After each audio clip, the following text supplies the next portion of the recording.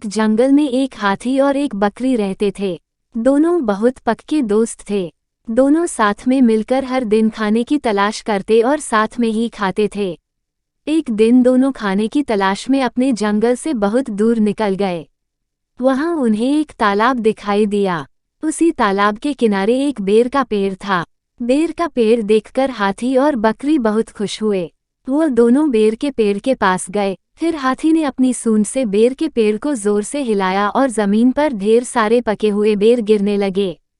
बकरी जल्दी जल्दी गिरे हुए बेरों को इकट्ठा करने लगी। संयोगवश उसी बेर के पेड़ पर एक चिड़िया का घोंसला भी था, जिसमें चिड़िया का एक बच्चा सो रहा था और चिड़िया दाने की खोज में कहीं गई हुई थी।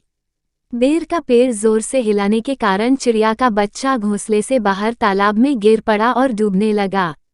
चिड़िया के बच्चे को डूबता हुआ देखकर उसे बचाने के लिए बकरी तालाब में कूद गई, लेकिन बकरी को तैरना नहीं आता था। इस वजह से वह भी तालाब में डूबने लगी।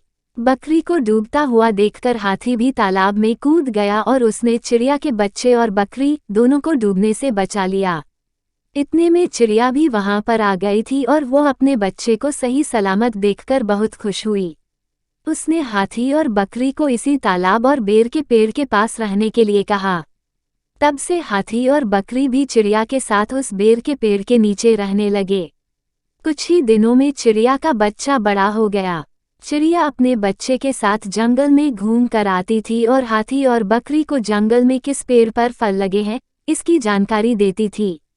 इस तरह हाथी, बकरी और चिड़िया मज़े में रहते और खाते पीते थे। कहानी से सीख, हमें किसी का बुरा नहीं करना चाहिए। अगर हमारी गलती से किसी को परेशानी होती है तो उस गलती को सुधारना चाहिए और मनमुटाव दूर करते हुए एक दूसरे की मदद करनी चाहिए।